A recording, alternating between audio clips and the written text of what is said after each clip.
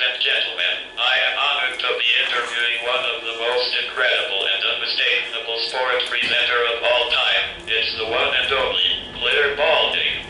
Wow, thank you very much for letting me interview you today. It's an absolute honor. Well, Javed, I've met you many times. You come and watch the show at BT Sport, and I'm delighted to get to talk to you, you know, with just the two of us.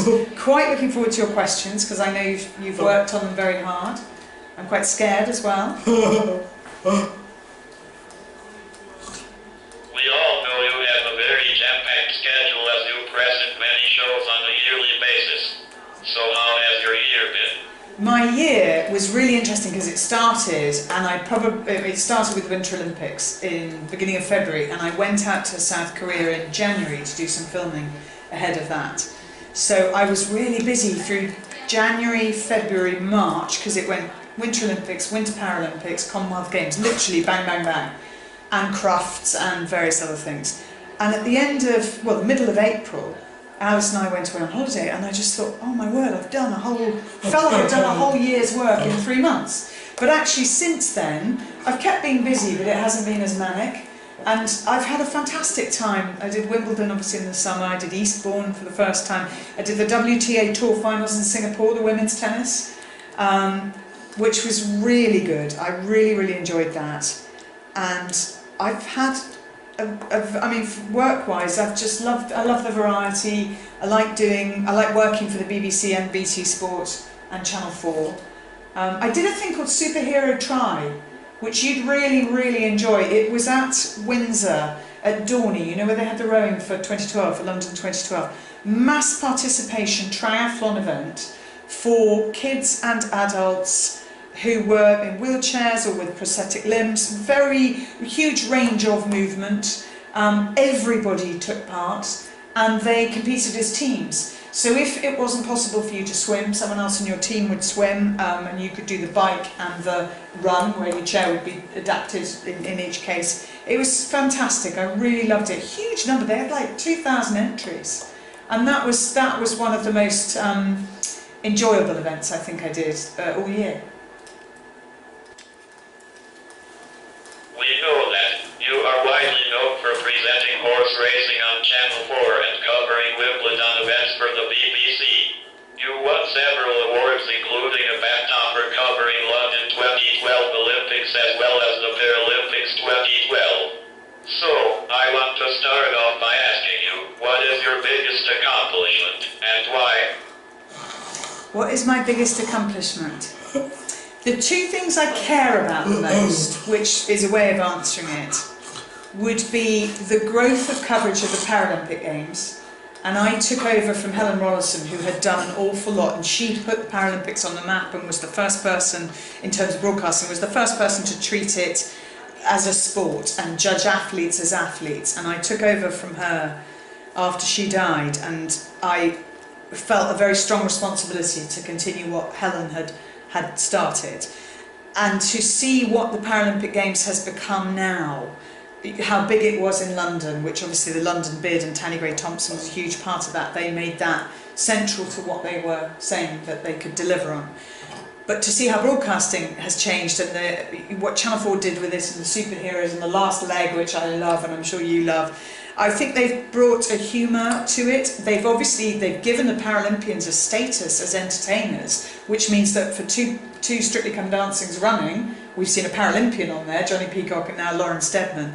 I'm really proud of being associated with that. I don't rate it as an achievement of mine, because I don't think I can't take credit for what's happened, but I'm really delighted that I've been there through it. And the other one is the growth of interest in women's sport. And it is an absolute mission of mine, and you know, because you came along to the chat show, I wanted women on that sofa alongside men, and I wanted women represented every week if possible, and we did do that actually. I think there were probably only 2 weeks where there wasn't a woman on the sofa, and when we looked back at the figures, we were 49% to 51%. We were very, very nearly 50-50.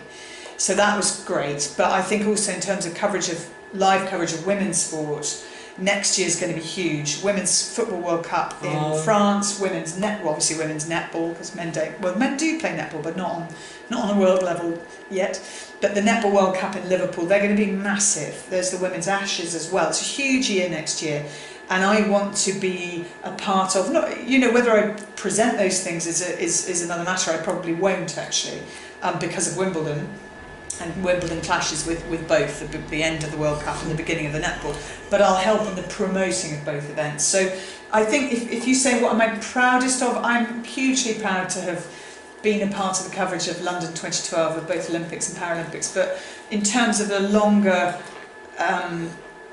you know, trying to help something over a longer period of time, women's sport and the Paralympics are the ones that really matter to me, and helping them grow. And helping them get better investment and more coverage, more awareness of the characters involved. So those are the things that matter to me. Thank you.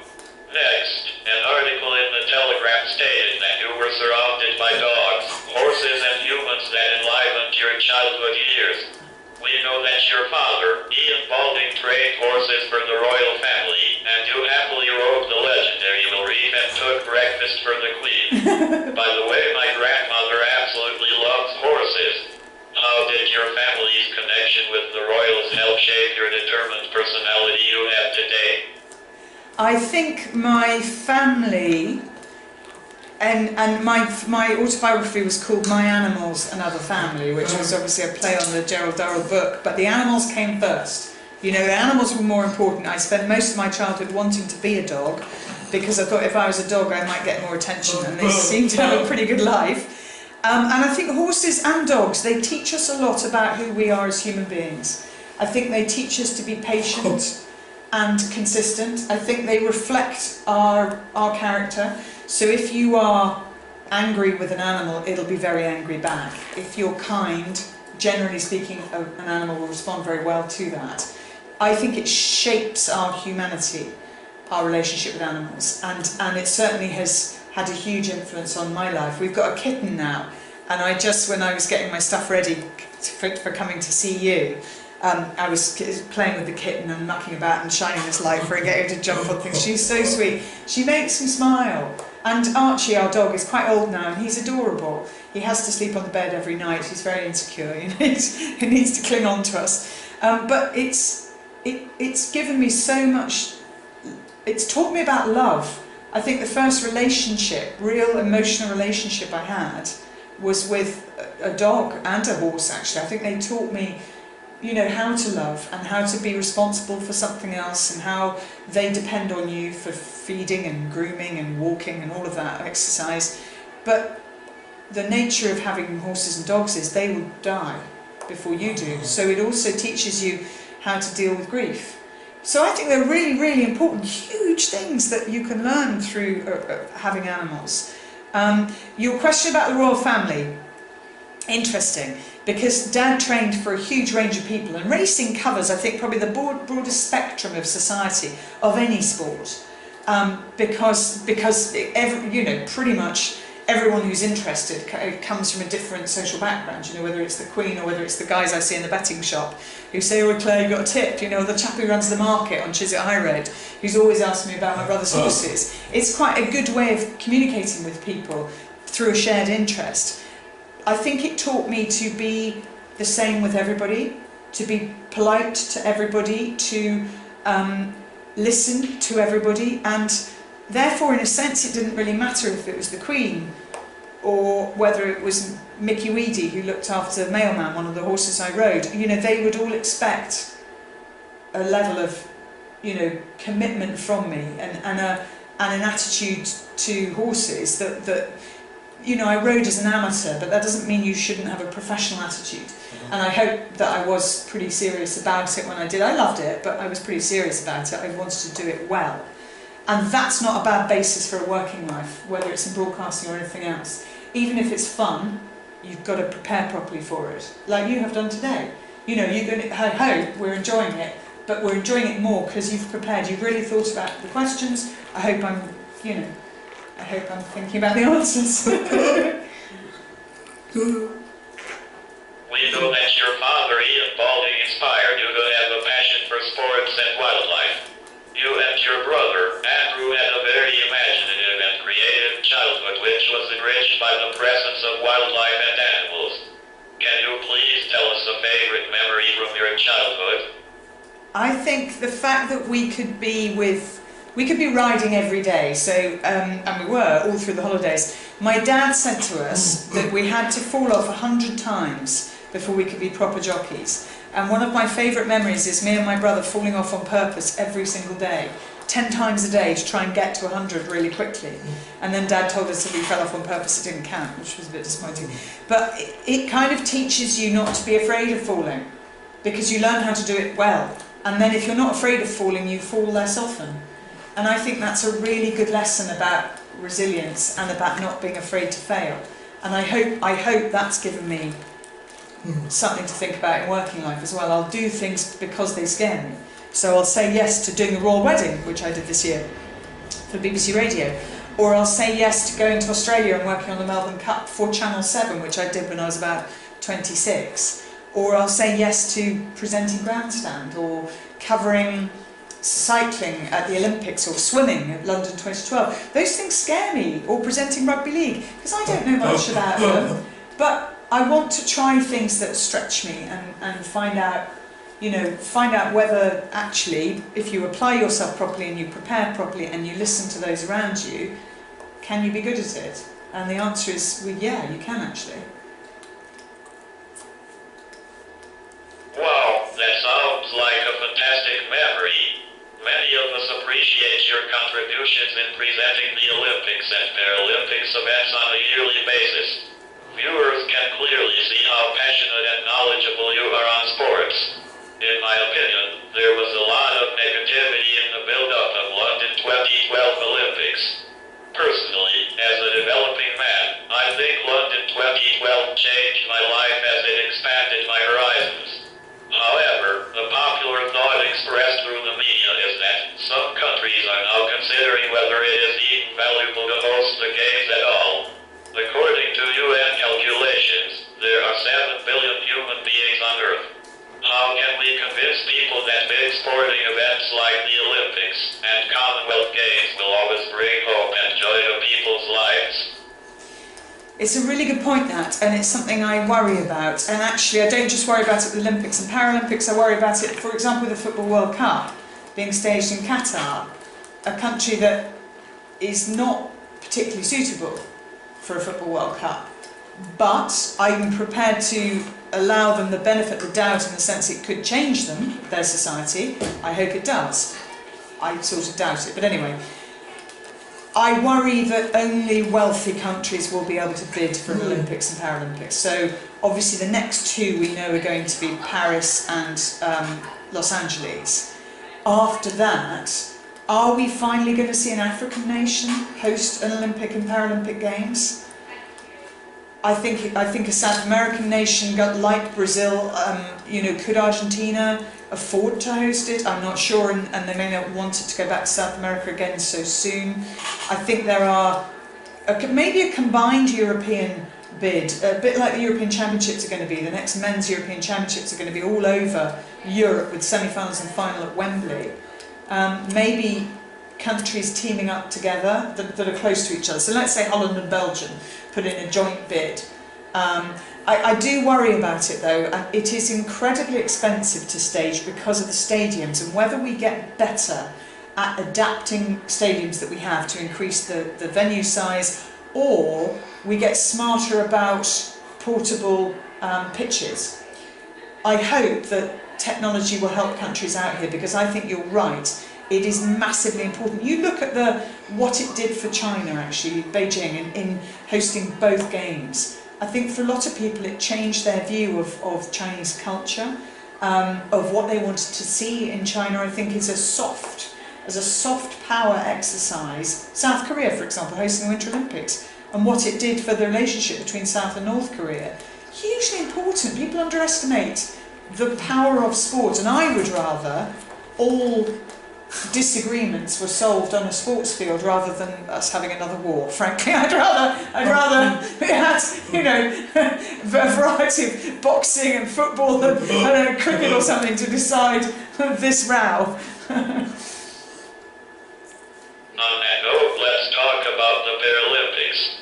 As well as your vast knowledge on sports, from your Paralympics coverage with Nadia Dipitan, we can see that you consider people with special needs quite dearly. Do you think people's perceptions about special needs have changed since the Games? And please give us one tip on how people with disabilities should be better integrated in society. I think what London changed was the way people plan. And I think if you can plan ahead with access in mind, or design buildings or transport systems with access in mind, you put less barriers in front of all sorts of people actually. There's a real practical benefit to having ramps, not stairs, to having space for a chair, or a pram, or a suitcase, frankly, but the attitude, the difference in attitude is also massively important. I heard a story the other day about a child, 6-year-old kid that went to the Paralympics in London, and she'd had meningitis as a child, so like Johnny Peacock, and she was a below-the-knee amputee, and she didn't like wearing a prosthetic limb because she didn't want people to see that she had a leg amputated. And she would rather, at the age of 6, she would rather her mother pushed her around in a pram so people thought she was a baby than put her in a wheelchair so that she thought that she was had a disability. And after the Paralympics, she wanted to wear her prosthetic leg. That's the difference it made to her self-esteem and her confidence. The knock-on effect of that is that people have far more chance to realise their potential. As you say, London Paralympic Games made you realise what was possible. I think the next step is making sure that employers understand that when they take on somebody as an employee who has special needs, they are not taking on a problem, they're taking on a problem solver. Because every day, when you decide to go and do something, whether it's come here and do this interview, or whether it's going to work or going to see a show, you have to solve 20 problems before you even get there. You have to think ahead, you have to multitask, you have to really plan that trip. It makes your brain excessively well developed and extremely good at solving a multitude of problems all at the same time. And I think the next step is to make employers realise the benefits that you could bring, that anyone with special needs could bring to an organisation. I also think that if we just stop thinking about disability as a disadvantage, and we start thinking about diffability as something that makes you different, or makes and therefore different solutions are required, I think that just expands our imagination. And I think it's good for human society to have different voices with different experiences, different points of view.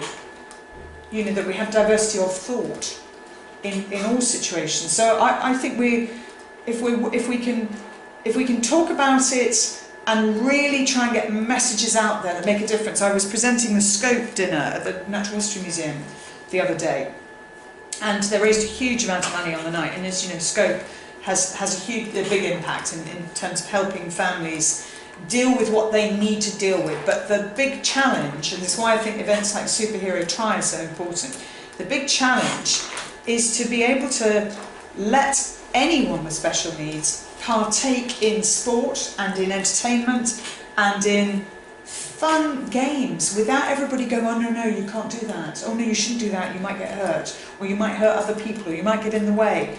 Well, no, actually, let's find a solution, let's make this work. So I think there are much bigger messages that the Paralympics helps start to promote. Amazing message. Amazing message. Thanks.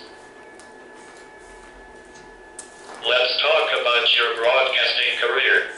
In 2013, your own program, The Clare Balding Show, was launched on BT Sports. I have been privileged to have a front row seat in the audience. I was there when you interviewed Michael Owen and Frank Lampert. The show fascinates me because you ask sports celebrities thought-provoking questions about topics that other journalists may not cover, for example women's inequality. On the other hand, Graham Norton recently stated in the Observer newspaper that he just likes having fun and engaging interviews with his guests, as well as fulfilling the purpose of entertainment. Do you think that journalists also have the responsibility of educating their audiences? Wow.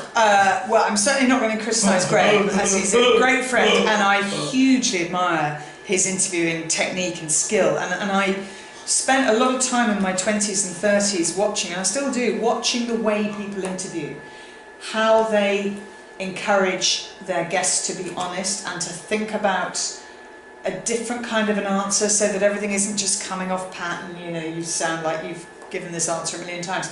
And he is really, really good at that, and about mixing people up on a sofa and getting that party vibe going. So I think, funnily enough, he does sometimes, he may not intend to do it always, but I think he's quite clever at getting people to talk about difficult issues. I try and combine, I want people to have fun. I want them to come on the show and have fun. And so we do silly things, and, you know, we do wine tasting, or we'll try and, you know, pop the top off a bottle of champagne. Or I remember Shelley Alcott doing that card, you know, with the beer mats. She's got the world record for flipping beer mats, and we were trying to set a new world record, and we had the record guy there, or Amir Khan punching the punch bag. So I think it's important to have a bit of fun. Oh God, the one that who was on, Bianca Walkden, who's the world champion taekwondo player, she kicked a tuna sandwich off Frank Lampard's head. I mean, it's just silly.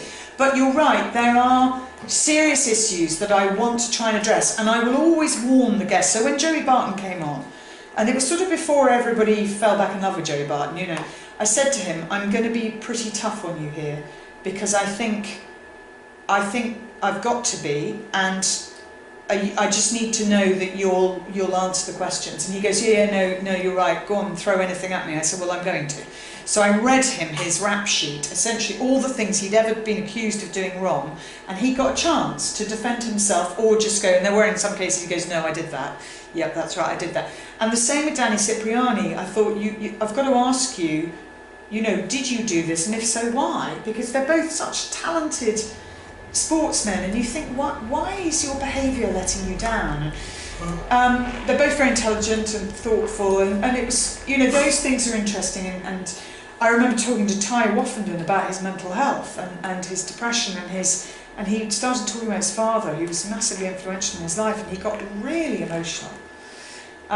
We talked to Fatima Whitbread about the difficulties she'd had growing up.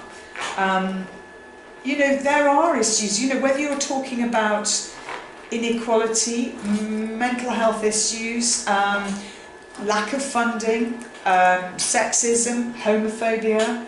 Sport is a reflection of society, so everything that is body image issues, let's say, self-confidence, all of those things, you find it all in sport.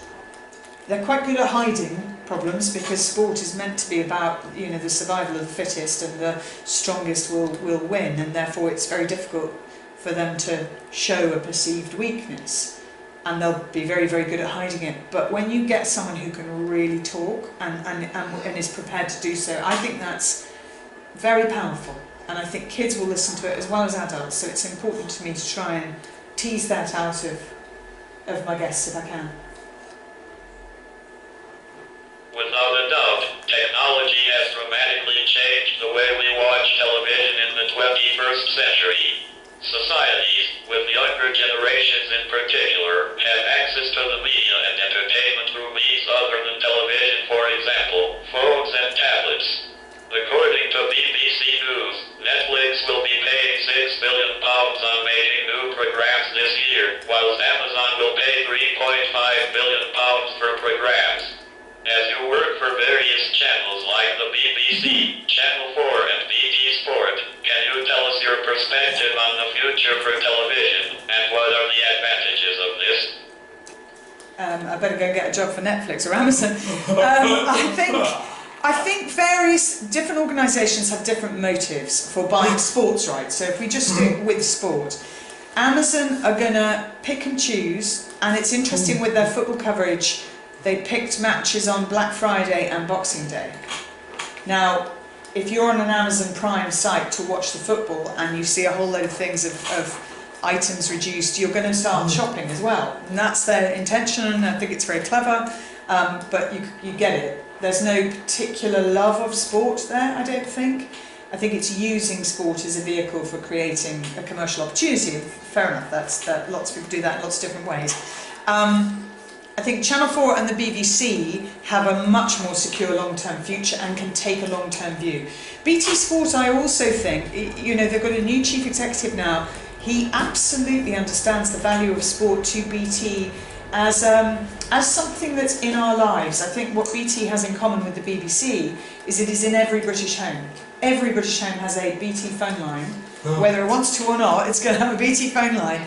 And obviously they're trying to shift their business online, because that's like, you know, I think land telephone lines are going to be obsolete in some households they are already, but that's not something that's going to last because we're all on mobiles. You're right though, sport is something that connects us. It's a shared experience. It creates families, because let's say we're both fans of the same football club. I doubt it, because I'm a Southampton fan and nobody's a fan of Southampton, so not in London anyway. We will have things in common, we'll have things we can talk about, we'll have problems we can share or views that we can discuss. I think sport helps us see something together, so we're watching it. You know, next Olympic Games, I think Dina Asher-Smith is going to be one of the big stars, and she just won Action Woman of the Year. I love her, absolutely love her. And have you interviewed her? Yeah, Dina Asher-Smith inspired me on television interviews over the years, and I could see she would have given me spectacular questions about how to motivate ourselves and just general salute to her. I think she is a really, really exciting talent, an inspirational character, very eloquent, great fun, has a great way of connecting with a big audience and with individuals. I think she's got magic about her. And I want to know I want to know as much as I can about her in the run up to Tokyo. I want to know about her training sessions, I want to know what goes well, what goes badly, the awards she wins, the fun that she has with the relay team, for example. They're really good friends of hers.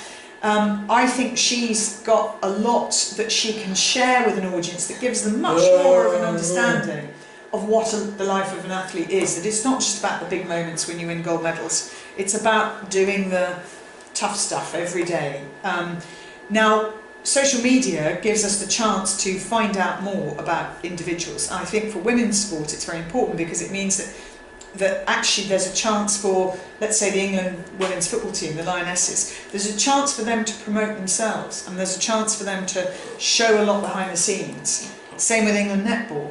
But you do need a big broadcast partner still, and I think you're going to need for the next 10 years, 20 years, you're going to need that big audience. And therefore, you know, BT Sport can get over 1 million for a men's football match, but I would love to see a day where they could get that for a women's Super League match, you know, WSL match. The BBC is the place that still will get the biggest audiences. ITV and Channel 4 aren't far behind, but they are always behind. So if combination deals can be done, I think they still need a network partner, and I think netball have been very clever. For that Netball World Cup, the BBC will show the England games, and I think the final, which hopefully will have England in it, but Sky are the rights holders, but they've done a deal where it's on both. I think that's really, really important for the profile of those netballers. But I love the fact that I can pick my phone up and I can see, so I don't present racing anymore, but I still follow racing, I still love it. But wherever I am, if I'm off doing something else, I can watch the best of ITV Racing from their Twitter feed. And it's brilliant. As soon as the race finishes, within 5 minutes, it's up there online. I can watch it. It's brilliant. So that I think you know, the portability of sport is better than it's ever been. That we can access it anywhere in the world on our phone, and that's great.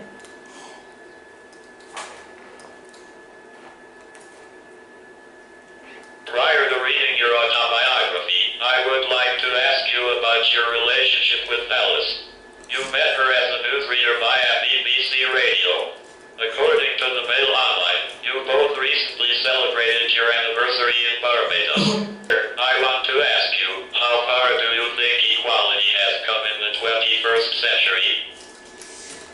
I think the fact that we have equal marriage in this country and that in Ireland they passed a vote on equal marriage is really, it matters so much to me. You know, when I was growing up, there's no way my relationship with Alice would have been treated on the same level as my brother's relationship with his wife, because there was no real understanding that you could get married or live together or be invited to things together.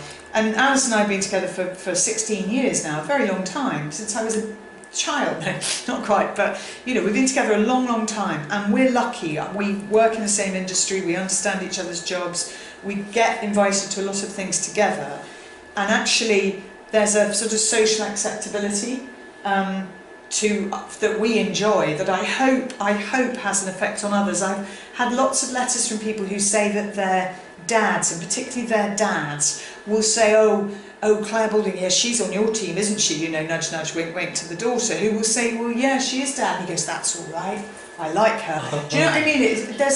There's a, you kind of don't realise the impact it has just to be happy and confident in your relationship.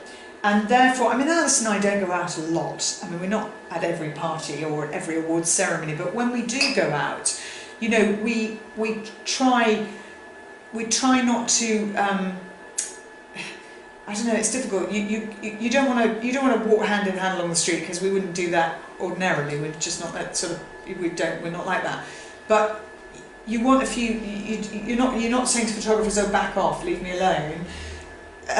We just want to be like every other couple. So, and most of the time I think that's fair. I think that occasionally, especially with the Mail and various other newspapers, there's more interest in our relationship than there would be, say, with Gabby and Kenny Logan, or Hazel and her husband Fid, or Sue Barker, whose husband's called Lance. You probably can't even name Sue Barker's husband or Hazel's husband, because they're never asked about them, and they never talk about them.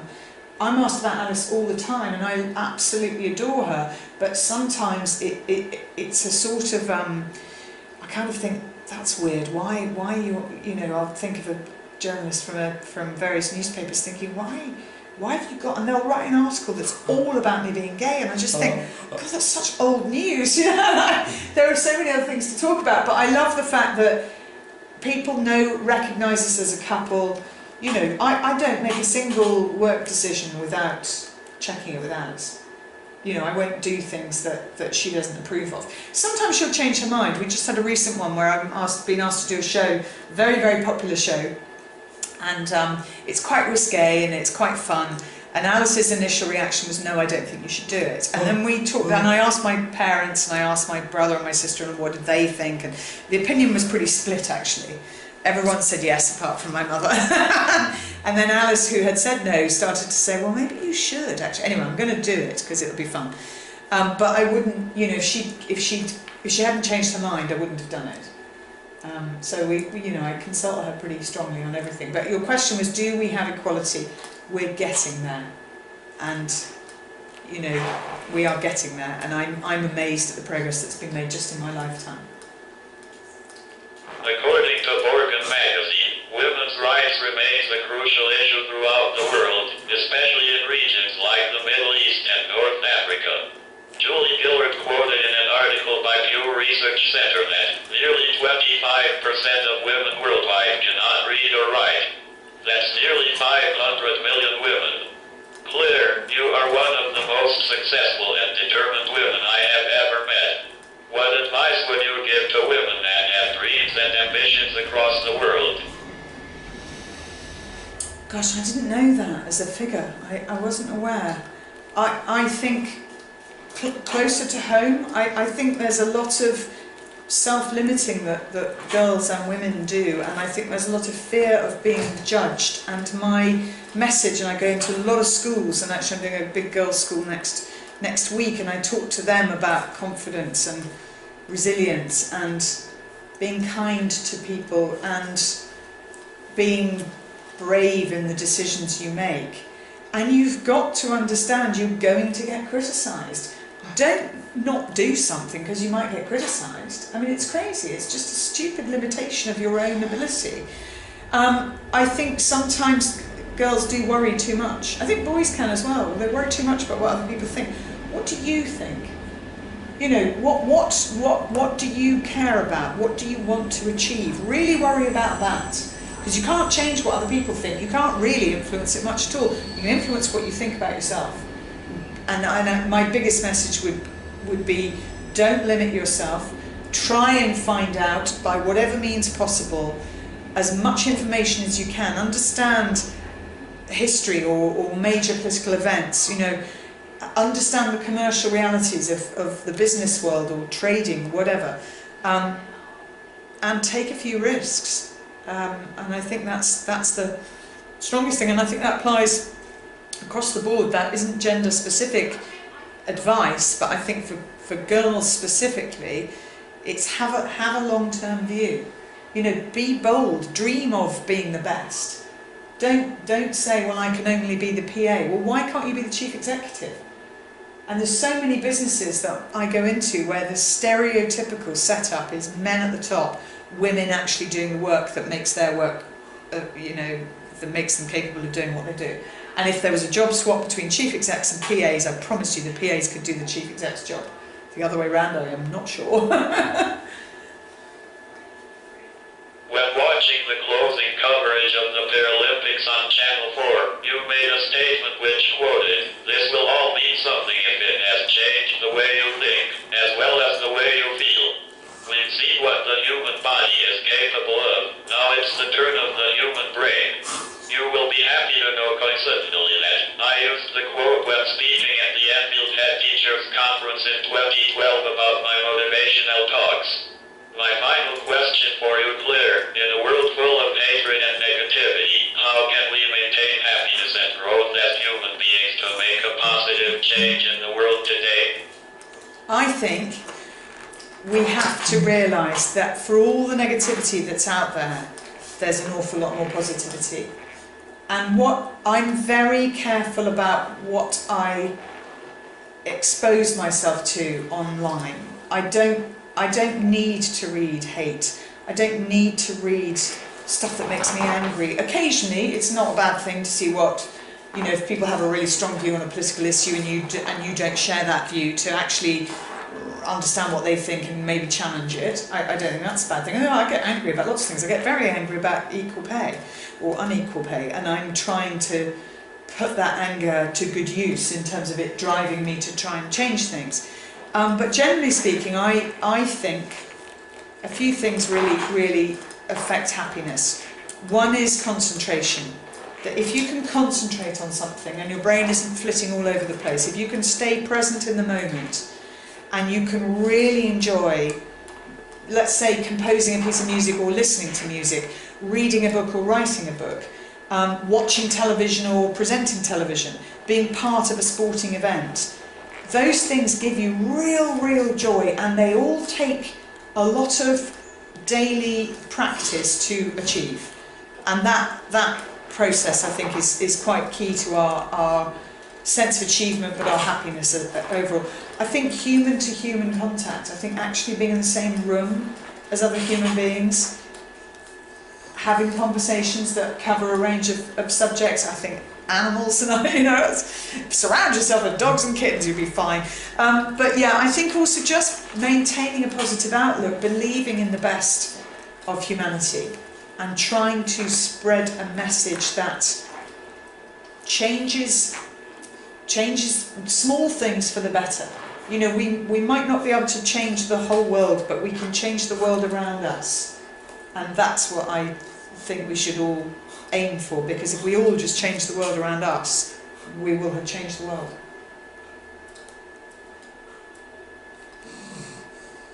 Well, Clare, it has been an honor to interview you. Keep spreading your determined and enthusiastic wisdom in the world. We hope to see you presenting on our screens for many years to come. Please keep in touch, and thank you very much. I certainly will keep in touch, and thank you very much for 10 of the best questions I've ever been asked. Thank you, Jav.